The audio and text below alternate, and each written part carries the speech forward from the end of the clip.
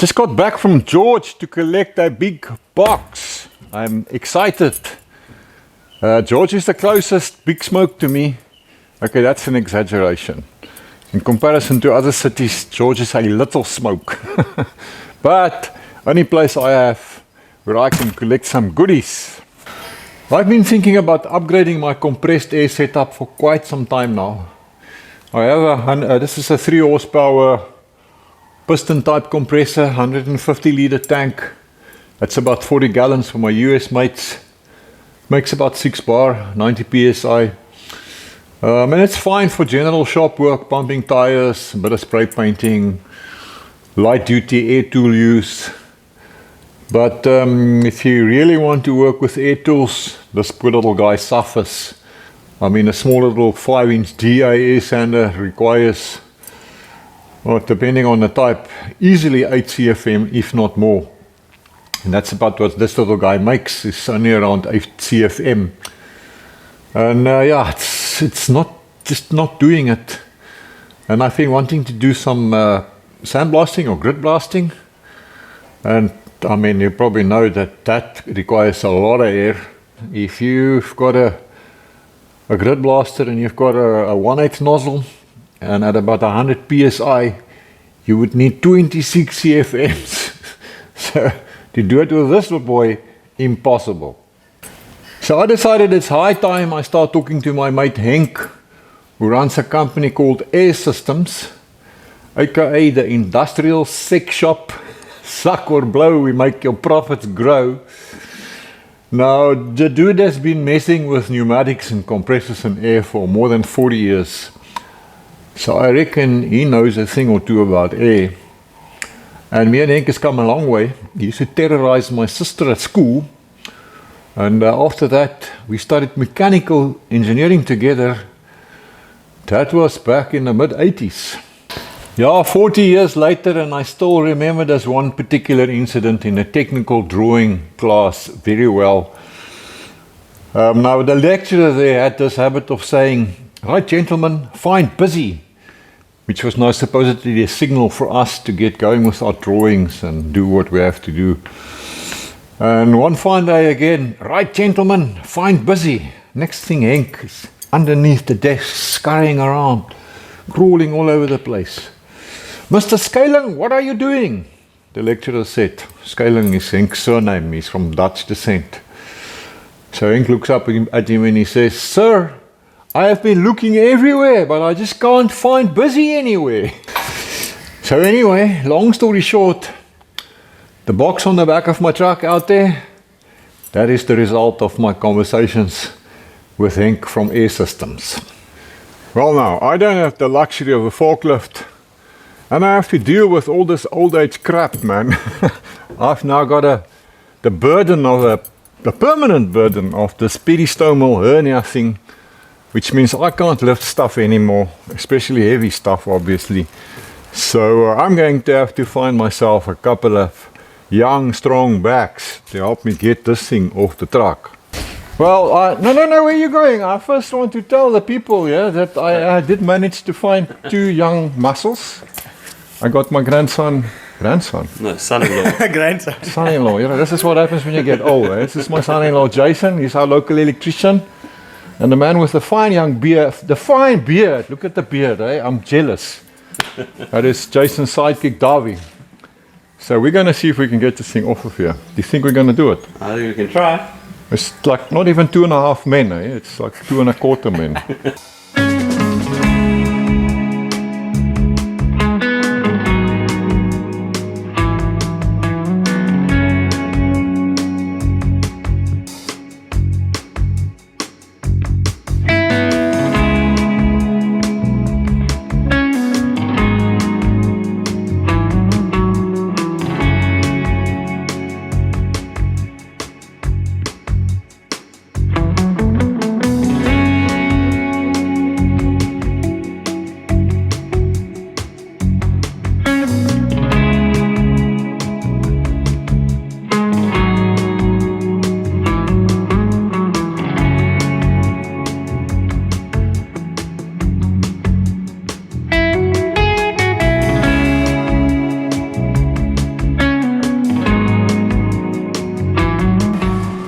to check here.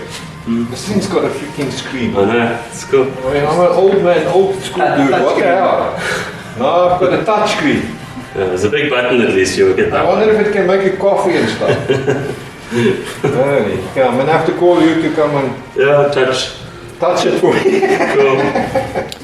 And here is what we've got, a Detroit Air helical screw air compressor model A-10 VSD. So according to Henk, the A stands for the Africa series, a range of models specifically produced for the African market. So does that mean it comes with built-in anti-theft protection, Henk? Now the 10 is the horsepower rating, and VSD of course stands for variable speed drive, or a variable frequency drive is another term used. Now that's just a clever gizmo that controls the speed of an AC motor through adjusting the frequency and the voltage. And this allows all sorts of clever things, like the motor speed can now be precisely matched to requirements, and it improves efficiency and saves energy and all sorts of clever stuff that we're not really going to dive into now, eh? Here's the scary part for me. The thing's got a bloody touchscreen. Way too fancy for an OG like me.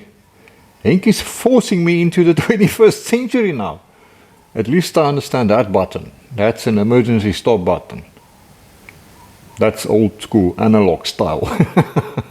Let's have a look at the nameplate here. Model number, serial number, capacity 1.1 cubic meters per minute. Now that's the same as 42 CFM FAD, which stands for free air delivery. So we're gonna be going from 8 CFM to 42 CFM. I reckon that's an improvement.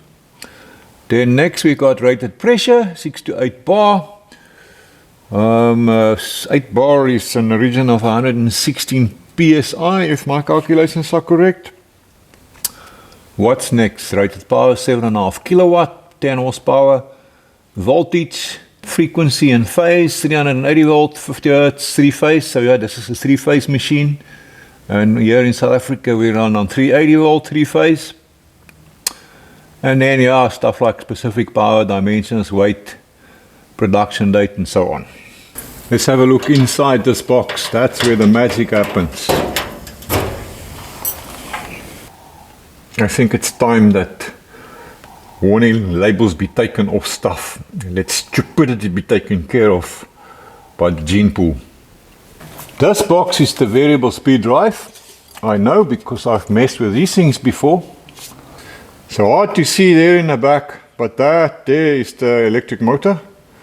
And then this bit here, that's the magic part.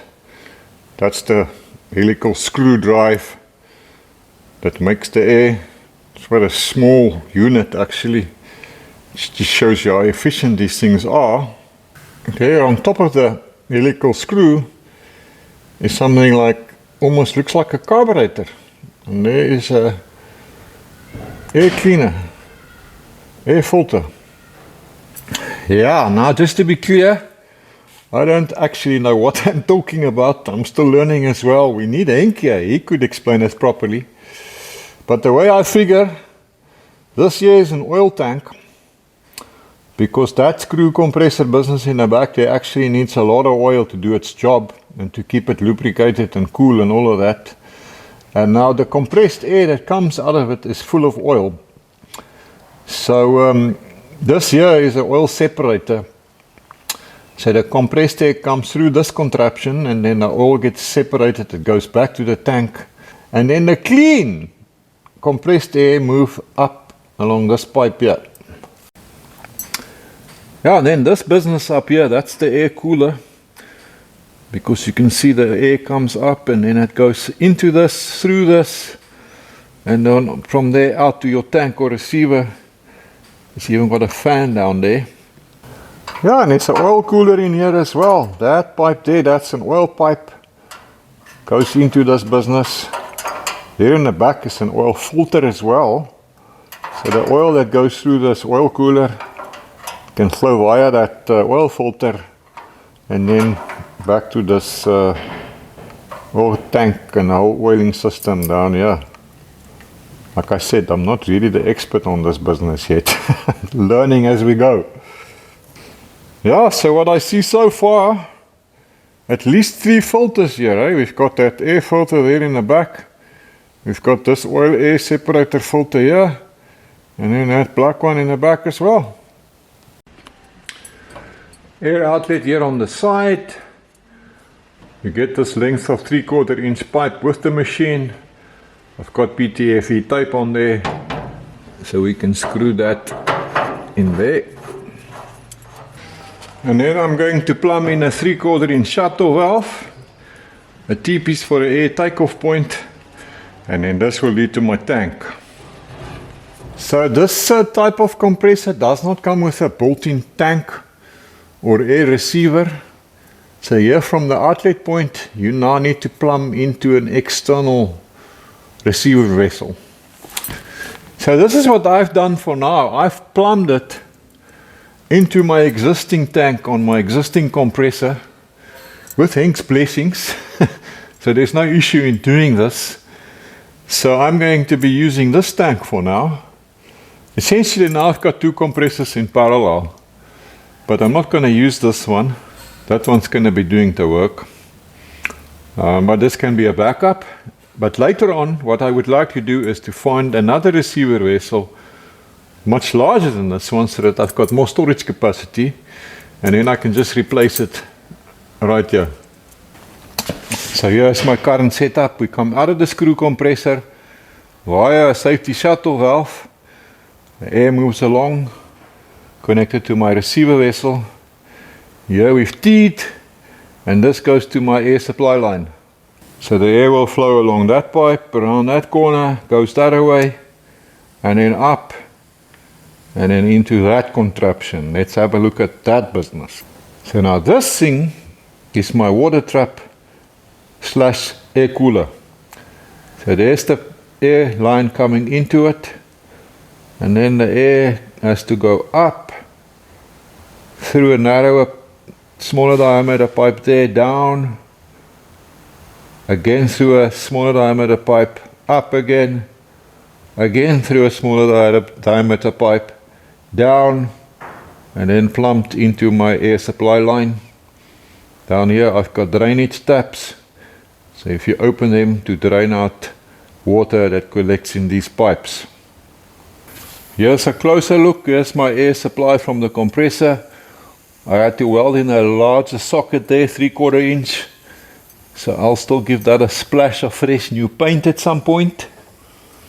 So the air flows in here, and then from here all the way up the pipe, right up to the top, to that point there.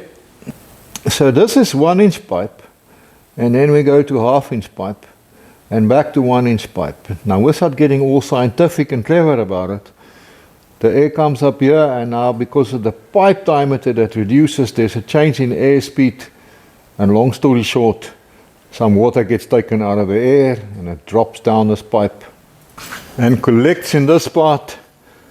So from time to time you can open this valve to drain out water. Let's see if there's any water in here.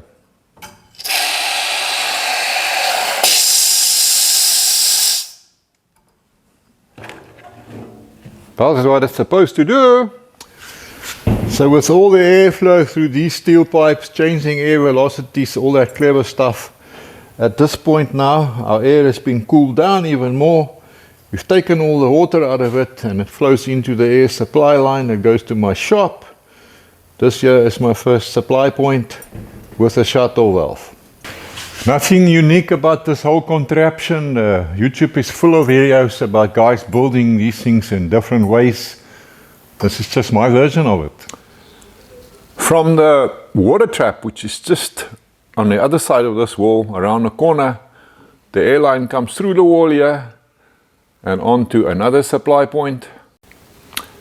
And then it runs along the wall here, right past rule number 1, across the top of my steel rack and on to further supply points right down there.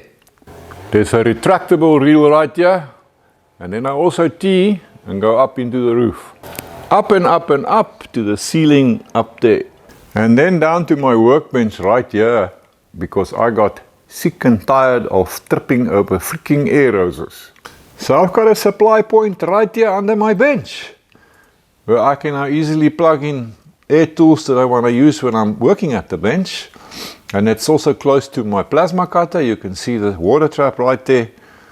I suppose you could plumb this in permanently with a T-piece, but I sometimes want to use this in other locations, so I haven't bothered with that. That's my airline setup. All my connections are done. So let's go see if we can fire up that new screw compressor. I can't wait to see what it can do. Electrically connected. I've got a dedicated supply from my main DV board via 32 amp 3-phase circuit breaker coming to this isolator right here. From the isolator, a cable running to the power cable in hole here on my new machine. Power cable coming in and then terminated here on the connection point provided. There's my 3 phases, red, blue, yellow. The neutral is not required, so we're using that as an earth. Here is the wiring diagram if you're interested in such things. Right there is where we connected our electricity supply. According to the manual, the fancy screen on this thing will tell you when phase rotation is wrong, and then you've just got to swap 2 of the phases. Moment of truth. Let's switch this thing on and see what happens. It's alive. There's something happening on the screen. Run, stop, reset, host status, and lots of clever information here. But I don't think it's a complicated screen to use. Even an old greybeard like me can figure it out. No error messages, so that's a good start. We must have done the phase rotation right. Look there, host status, waiting. I have a host in my shop now. Lots of info here. Look at that. Frequency, current, volt, speed, power, kilowatt hours, fan, current, time, motor, even the date. How does it know the date? I suppose you must set it. No, this is right. It's Tuesday today. Time too. How does it know that? Right. I suppose I should press that button there so we can see what will happen next. Let's do it. Start delay. Okay. Oh, here's something. Something is happening. That's that VSD building up. You can see how the speed is picking up. And the power requirement. It's sort of slow start.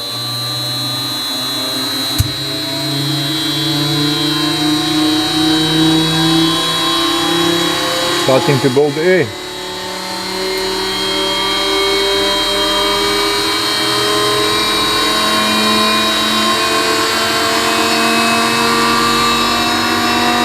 The default setting there is 0.8 MPa or 8 bar. And it's actually getting there quite quickly if you ask me. And amazingly quiet. I mean, we're right next to it, right on top of it at the moment.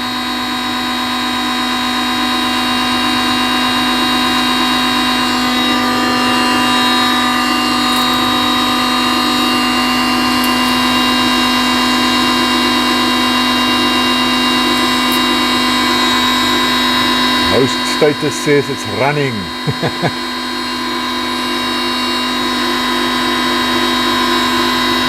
What a crooked finger, eh? You can't make it straight anymore.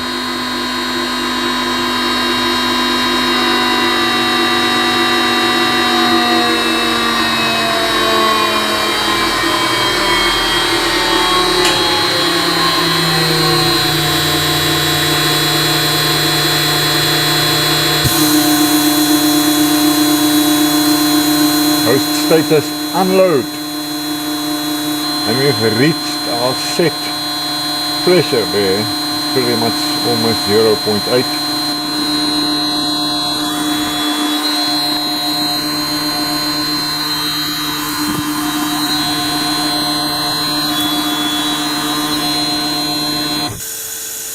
Host status sleeping. Well, that's the first run, and I must say I'm impressed.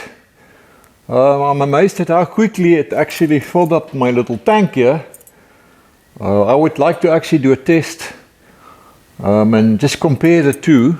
So what I'm going to do is later on is I'll discharge this tank completely, and then we'll put a stopwatch on this one and see how quickly it takes to pressurize the tank, and then do it again with the old compressor, see how long it takes to get the tank up to pressure, and compare the two figures. And I'm also very impressed with how quiet it is. So in that previous shot I had the camera right on the screen, so we were right next to the thing. So it might have sounded quite noisy there, but I can promise you this is a way more quieter than an old piston type compressor. So yeah, so far I'm very impressed. I'm not convinced about all those buttons though. I got to get used to that, but I suppose this is 2025. So while it's sleeping, let's go into the menu here. Now what have we got? User set, timer, fault record, maintain, manufacturer, factory information. Let's try user set. Right, you got to enter a password.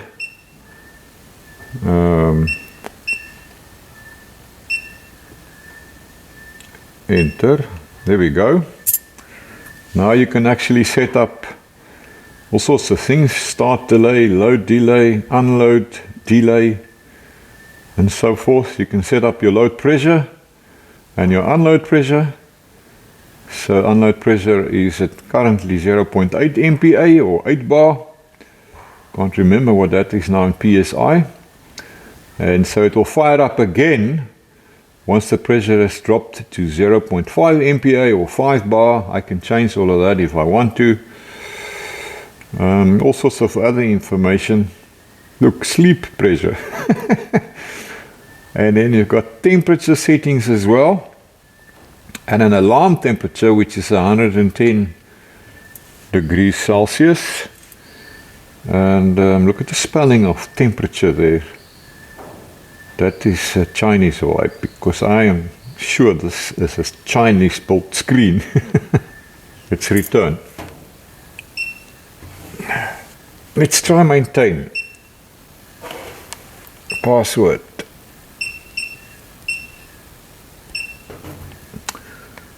Right, so you can set hour settings on all your filters. I suppose it's got a sensor that will give you a warning. I'm exploring this with you. I've never seen the screen before. Air filter set, oil filter set, separator set, lubricating oil set, etc.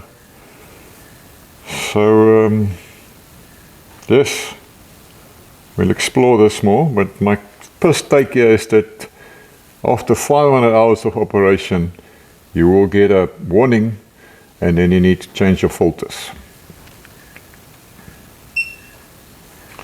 Timer.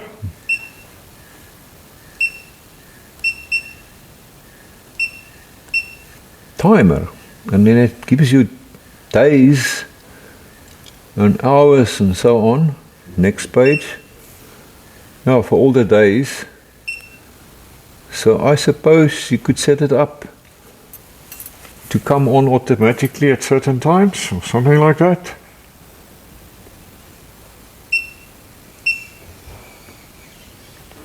Fault record, no errors. Manufacturer, password. Right, there's all sorts of manufacturer settings. Not gonna mess with any of this for now. I think what I will do is speak to my Henk from Air Systems and discuss some of these settings with him and ask him if we need to change any of the default settings. I'm not gonna touch any of this at the moment. It will be an unfair comparison, but I would like to see the difference between these two. The tank is currently empty. I'm going to fill it with the 3 horsepower piston type compressor. We see how long it takes.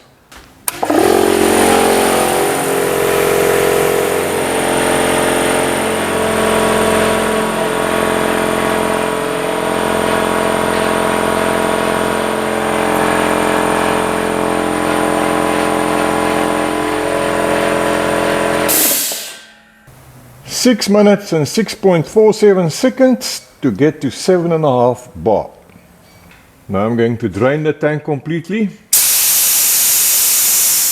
Okay, completely empty again. Right, so now the Detroit Air screw compressor gets a turn. I've set the unload pressure to 0.75 megapascal, 7.5 bar. So it is now the same as what the red piston compressor did. System and tank pressure is currently 0, as you can see right there. So I'm going to hit the run button. It's going to take it about 30 seconds to ramp up the VSD and get up to speed. You'll hear the valve close, and then I'll start my stopwatch. Let's go.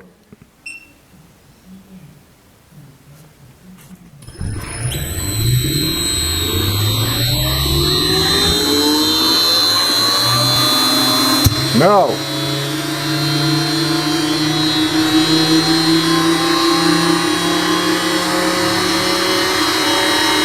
watch that, that's the system pressure building. And my stopwatch is running.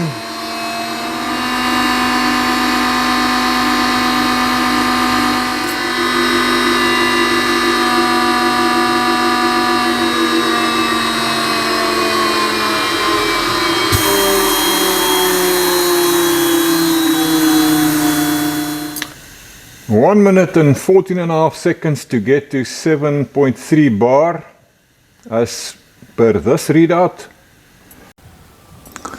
And here on the tank gauge, we've got about the same reading. Yeah, the accuracy and calibration of gauges, can't expect them to be 100% the same, but good enough for our test. To recap then, to fill the tank here to 7.5 bar, took the piston compressor 6 minutes and 7 seconds, and the screw type took only 1 minute and 15 seconds. That's more than 5 times faster. Now, of course, the screw compressor used a lot more power to do the job. The maximum number I saw on the screen was 6.7 kilowatt, although I did not use that throughout the cycle. The piston type used a solid 2.2 kilowatt. So let's say the screw compressor used 3 times more power, but it was also more than 5 times faster.